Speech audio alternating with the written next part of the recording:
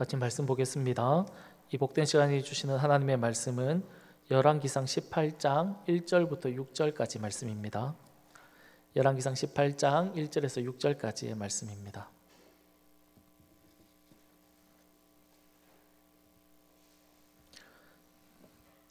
열왕기상 18장 1절에서 6절 말씀입니다. 여호와를 경외한 오바다라는 제목으로 말씀을 받겠습니다.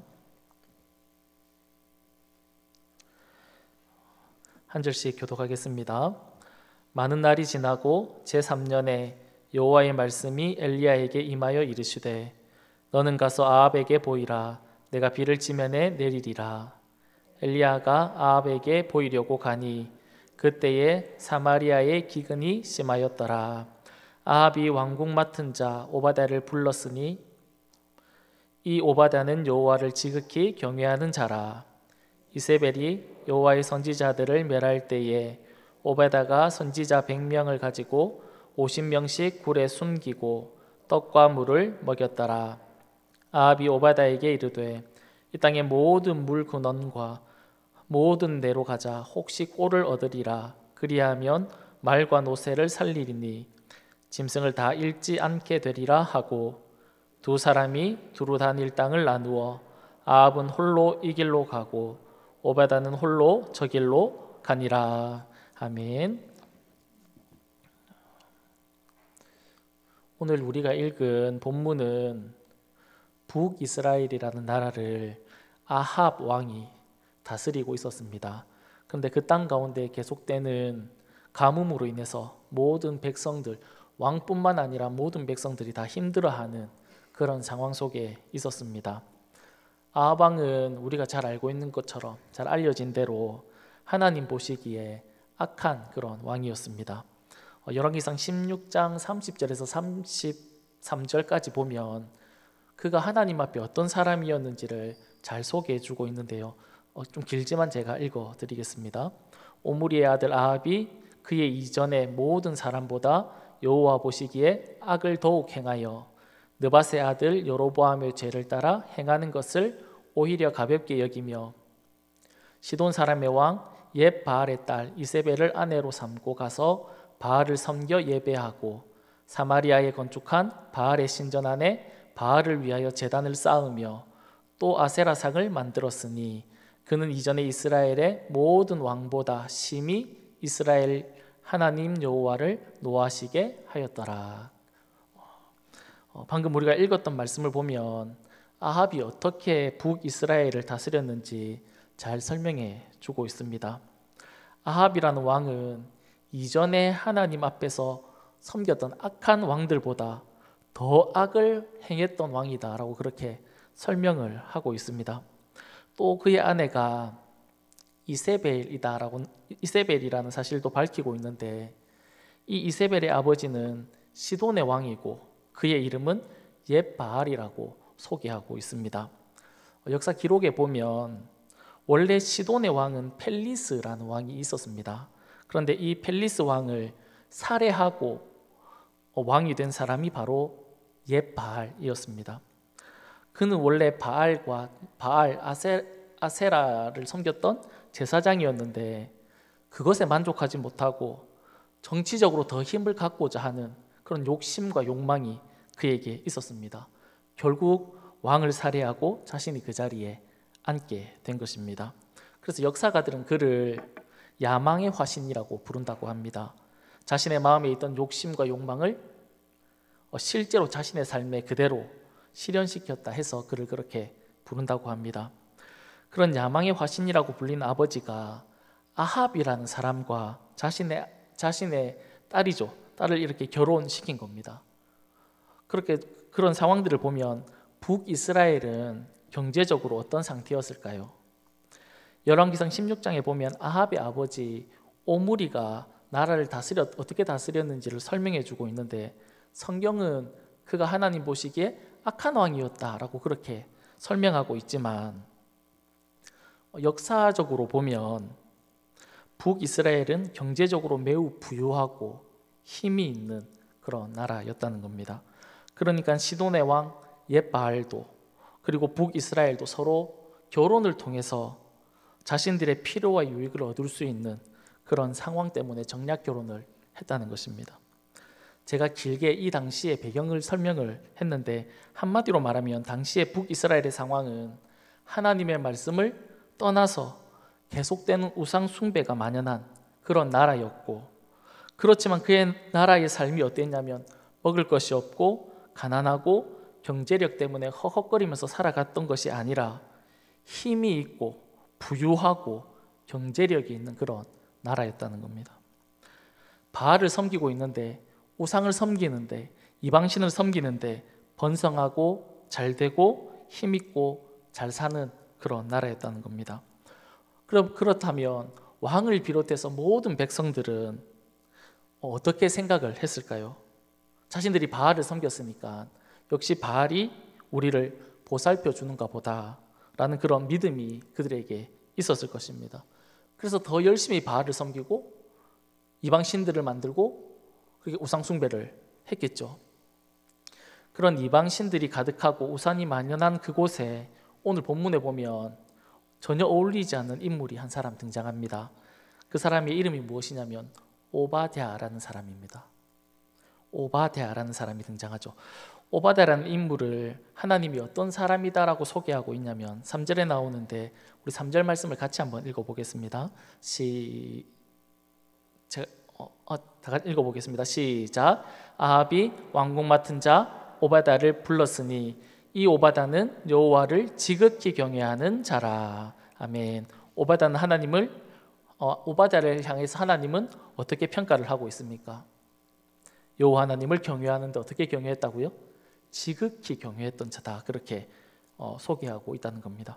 하나님을 향한 믿음을 가지고, 하나님을 향한 특심을 가지고, 하나님을 향한 열심을 가지고 섬겼던 사람이 바로 오바댜라는 것입니다. 그 당시에 살아가던 상황은 어떻다라고 말씀을 드렸습니까? 우상을 숭배하고 우상이 만연한 그런 곳에서 하나님을 향한 지극한 경외심을 가지고 섬겼다는 거죠. 어두운 세상 한가운데 우상 숭배가 가득하고 타락한 시대 가운데 빛과 같은 존재가 한 사람이 있었는데 그 사람이 바로 오바댜라는 사람이었다는 겁니다. 사실 지금 우리가 살펴보고 있는 열왕기서는 왕들을 설명합니다. 왕들이 그들이 어떻게 나라를 다스렸는지 왕들에 대해서 설명하는 게 열왕기서인데, 왕도 아니고 선지자도 아닌 오바댜라는 사람을 오늘 본문을 통해서 우리에게 보여주고 있는 겁니다. 하나님의 의도가 있다라고 생각이 되는데, 그냥 생각해보면 하나님의 우리에게 자랑하고 싶은 사람이 한 사람 있는 겁니다. 그 사람이 바로 오바댜이지 않을까, 이런 생각을 해봅니다. 그래서 오늘 이 오바댜에 대해서 말씀을 조금 나누려고 합니다. 먼저 오바댜는 어떤 사람입니까? 하나님을 경외하는 사람이었다, 그렇게 성경이 우리에게 소개합니다. 3절을 다시 보시면 오바댜는 여호와를 지극히 경외하는 자라, 그렇게 설명하고 있습니다. 그 당시 상황은 앞에서 말씀드린 것처럼 이방 신들이 가득하고 왕으로부터 시작해서 모든 백성이 우상을 섬기는, 그런데 심지어 부유하고 부강하고 잘 사는 그 시대 가운데 믿음을 지켰던 사람이 오바댜라는 사람입니다. 오바댜와 같이 이 세상을 살아가는 것은 쉬운 일이 아닐 것입니다. 그러나 오바댜는 그런 세상 가운데서 믿음을 지키며 살았다, 그렇게 본문이 우리에게 보여주고 있습니다. 그 어떤 삶을 살았는지 본문은 이렇게 이야기합니다. 4절 말씀인데요. 이세벨이 여호와의 선지자들을 멸할 때에 오바댜가 선지자 100명을 가지고 50명씩 굴에 숨기고 떡과 물을 먹였더라. 오바댜가 이런 삶을 살았다고 소개하고 있습니다. 이세벨이 여호와의 선지자들을 이렇게 멸했다라고 말을 하는데 그 이유는 무엇이냐면, 엘리야가 아합 왕에게 가서 내가 섬기는 여호와의 말이 있기 전까지는 계속해서 가뭄이 있을 것이라고 말한 이후에 실제로 가뭄이 시작되게 됩니다. 백성들은 그 가뭄 때문에 동요하기 시작하고, 이세벨은 여호와 하나님 때문에 가뭄이 발생했다라고 생각해서 엘리야를 찾아서 죽이려고 합니다. 그런데 엘리야를 찾지 못하는 겁니다. 그래서 어떤 선택을 하냐면 여호와의 선지자들을 잡아다가 죽이기 시작했다는 겁니다. 그때 오바댜가 선지자 100명을 숨겨서 먹을 것을 제공했다, 그렇게 오늘 본문이 말씀하고 있습니다. 이 오바댜라는 사람은 소극적으로는 악을 피하는 그런 삶을 살았고, 적극적으로는 의를 행하는, 경건을 행하는 그런 삶을 하나님 앞에서 살았다는 겁니다. 하나님을 경외했기 때문에 그런 삶을 살았다는 겁니다. 사랑하는 여러분, 우리는 이 세상을 어떻게 살아가고 있습니까? 이 세상을 믿음으로 살아가는 것이 힘들어서, 이 세상을 우리가 믿음으로 살아야 되지만 믿음으로 살아가는 것이 너무 힘들어서 세상을 탓할 때도 있고, 그리고 시대가 그렇기 때문에 어쩔 수 없다라고 우리는 변명하면서 살아갈 때도 많이 있을 것입니다. 그러나 오바다는 이런 세상 속에서 하나님을 경외하는 모습으로 살았다는 겁니다. 그런데 우리가 가만히 생각해 보면 아담과 하와가 에덴 동산에서 쫓겨난 이후로 어떤 시대, 어떤 환경이 하나님을 섬기기에 좋았던 환경이 언제 있었겠습니까? 하나님을 섬기기에 천국과 같았던 그런 시대는 지금까지 없었다라는 겁니다. 하나님을 섬기기에 늘 힘들고 하나님의 말씀대로 살아가기에 늘 부족한 그런 시대를 우리가 지금까지 살아온 거 아닙니까? 어쩌면 중간중간에 조금 평안했던 그런 시대도 있었을지 모르지만 그런 시대는 극히 작았다라는 거죠. 늘 하나님의 말씀대로 살아가기에 부담스러운, 하나님의 말씀대로 살려고 하면 뭔가 손해보는, 하나님의 말씀대로 살아가려고 하면 부자연스럽고 내가 손해보는 것 같은 그런 시대를 지금까지 살아온 거 아닙니까? 우리가 살아가는 시대만 악하고 우리가 살아가는 시대만 하나님의 말씀대로 살기 힘든 시대가 아니라 지금까지 지내왔던 모든 시대가 하나님 앞에 어그러졌고 하나님을 거역하는 그런 시대를 살아오고 있다는 겁니다. 그리고 앞으로도 살아가겠죠. 그런 시대 가운데 우리는 어떻게 살아가야 할까요? 오늘 본문에 등장하는 오바다처럼 하나님 우리가 그렇게 살기를 원한다라는 것입니다. 노아 시대는 어떠했습니까? 창세기 6장 5절에서 6절까지 보면 여호와께서 사람의 죄악이 세상에 가득함과 그의 마음으로 생각하는 모든 계획이 항상 악할 뿐임을 보시고 땅 위에 사람 지으셨음을 한탄하사 마음에 근심하시고, 그렇게 말씀합니다. 하나님이 보시기에 그 시대가 얼마나 악했는지 하나님이 사람을 지은 것을 한탄하셨다, 근심하셨다, 그렇게 말씀하고 있습니다. 그래서 사람을 다 쓸어버렸죠. 물로 심판할 수밖에 없는 그런 시대였습니다. 그런데 그곳에서, 그런 세상 가운데서 은혜를 입고 의롭게 살았던 인물이 있습니다. 우리가 잘 아는 노아입니다. 그 어두움 시대 가운데서도 하나님을 믿음으로 섬겼던 노아가 있었다라는 것이죠. 또한 다니엘과 그의 친구들이 살아가던 바벨론은 어떤 상황입니까? 나라를 잃어버렸습니다. 이방 땅 바벨론으로 포로로 끌려갔습니다. 그런데 이방 신에게 절하지 않으면 극렬히 타는 풀무불에 던지겠다 라고 말했던 시대가 그들이 살았던 시대입니다. 하나님을 향해서 기도했다고 모함을 받아서 사자굴에 던져졌던 시대가 바로 다니엘과 그의 친구들이 살았던 시대입니다. 그런 시대 가운데 하나님을 섬기고 경외하는 것은 쉬운 일이었을까요? 어려웠을 겁니다. 그러나 이 다니엘과 세 친구는 세상 문화와 분위기에 동화되지 않고 신앙과 믿음을 지켰다는 거 우리가 잘 알고 있지 않습니까? 특별히 오늘 본문의 오바다를 보면서 생각나던 인물이 있습니다. 그 사람은 애굽에서 아이들을 받아주던 산파였습니다. 이스라엘의 수가 급격히 증가하자 위기를 느꼈던 애굽의 바로왕은 산파들에게 이렇게 얘기합니다. 이스라엘 여자가, 히브리 여자가 아이를 낳았을 때 아들이면 죽이고, 잘 알죠? 여자면 살려두라, 그렇게 명령했습니다. 왕이 직접 산파들을 불러서 산파들에게, 그들에게 그렇게 명령을 한 겁니다. 그 명령을 어기면 산파들은 어떻게 될까요? 죽게 되겠죠. 그런 위기 가운데 그들이 있었습니다. 그런데 산파들이 남자 아기를 낳았을 때 그들을 어떻게 했냐면 죽이지 않았습니다. 살렸죠. 그들이 왜 그렇게 했는지 출애굽기 1장 17절에 보면 이렇게 말씀하고 있습니다. 그러나 산파들이 하나님을 두려워하여 애굽 왕의 명령을 어기고 남자 아기들을 살린지라. 21절에도 보면 이렇게 얘기합니다. 그 산파들은 하나님을 경외하였으므로 하나님이 그들의 집안을 흥왕하게 하신지라. 하나님을 두려워하고 경외했습니다. 그것으로 인해서 왕의 명령 앞에서도 하나님의 뜻을 쫓아 그들이 살았다라는 것입니다.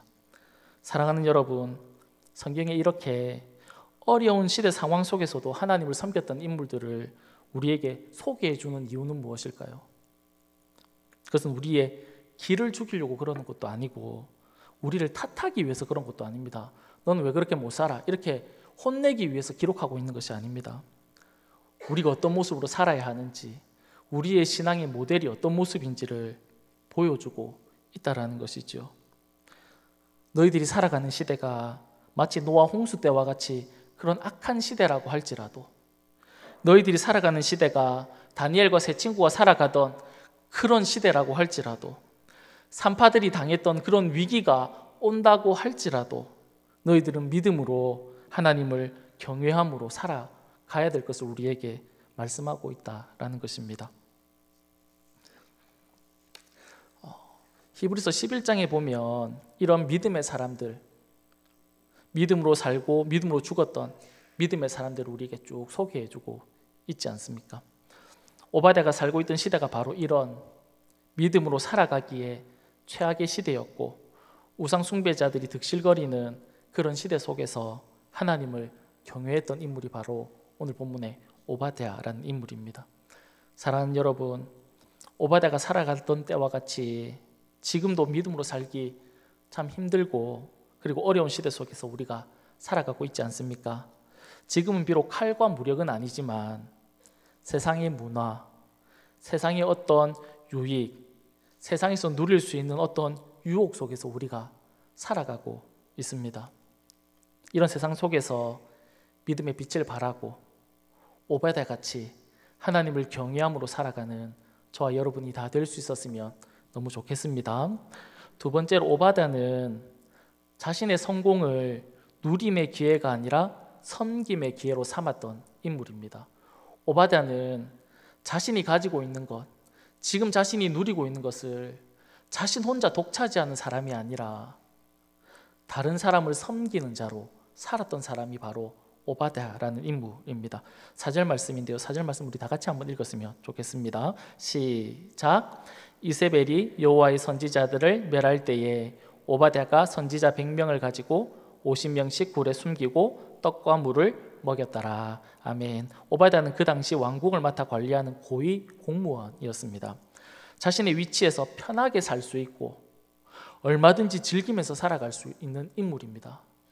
그 시대에 자신 모든 것들을 누릴 수 있는 그런 위치에 있었던 사람입니다. 힘도 있었고 권력도 있었고 재력도 있었던 사람이 바로 오바댜입니다. 그런데 그는 그런 상황 가운데서도 믿음과 신앙을 선택해서 하나님의 선지자들 100명을 먹였다는 겁니다. 100명을 먹인다는 일이 쉬운 일일까요? 쉽지 않았을 겁니다.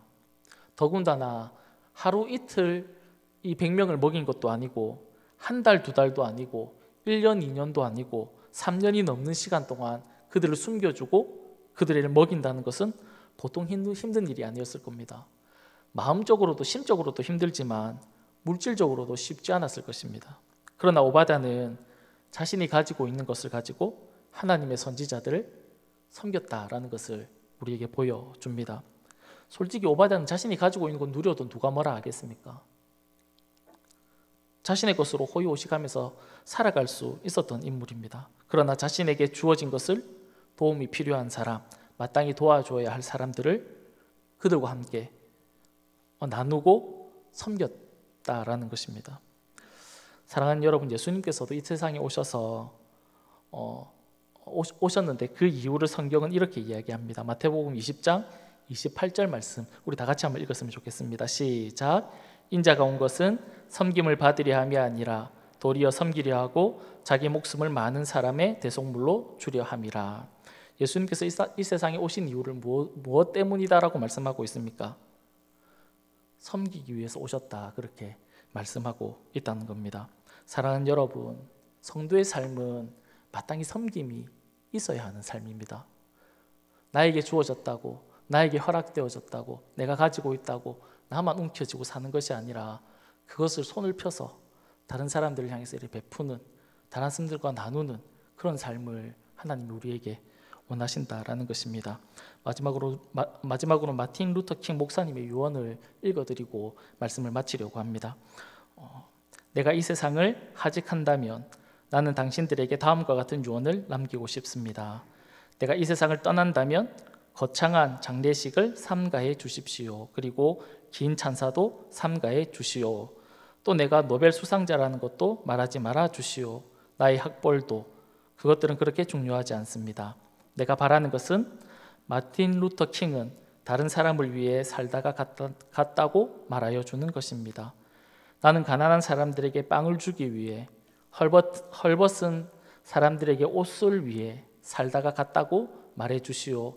내 생애에서 감옥에 갇힌 사람들을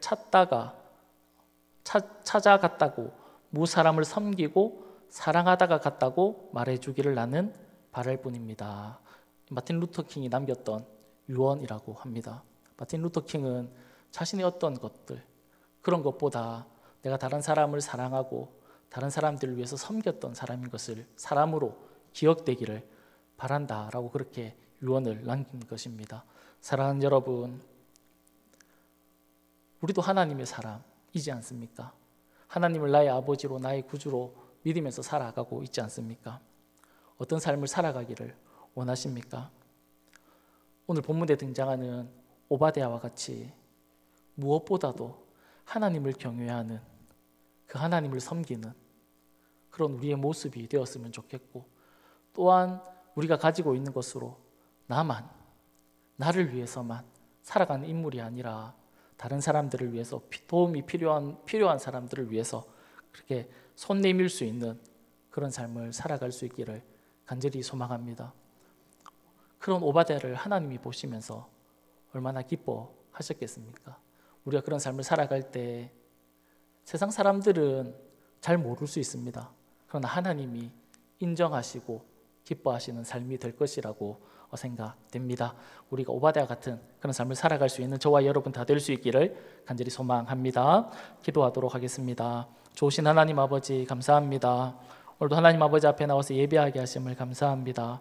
오늘은 특별히 오바댜에 대해서 우리가 말씀을 나누었는데, 우리도 오바댜처럼 하나님을 경외함으로 살아가는 저희들의 삶이 다 되게 해 주옵소서. 세상에 하나님 타협하면서 살아가는 그런 삶이 아니라 하나님을 따라가고 우리에게 주어진 십자가를 지고 이 세상을 걸어갈 수 있는 귀한 저희들의 삶이 다 될 수 있도록 주님 도와 주옵소서. 하나님을 경외함으로 말미암아 우리가 다른 사람들을 소중히 여기고 그들을 섬기고 우리가 가진 것들을 나누어 주는 그런 삶 살아갈 수 있도록 주님 축복해 주옵소서. 하나님 주는 것이 받는 것보다 더 복되다라는 사실을 우리가 기억하며 살아갈 수 있도록 주님 축복해 주옵소서. 고맙고 감사하며 살아계신 예수님의 이름으로 기도드립니다. 아멘. 이 시간 우리 다 같이 합심해서 기도하겠습니다. 이 시간 우리 다 같이 합심해서 기도할 때 들었던 말씀을 위해서 기도해 주시고, 그리고 우리 교회를 위해서, 그리고 이 나라와 이 민족을 위해서, 그리고 우리가 가지고 있던 기도 제목들 가지고, 그리고 성령의 인도함을 따라서 우리 시간 다 같이 주님 이름 한번 부르고 주님 앞에 기도하며 나아가겠습니다.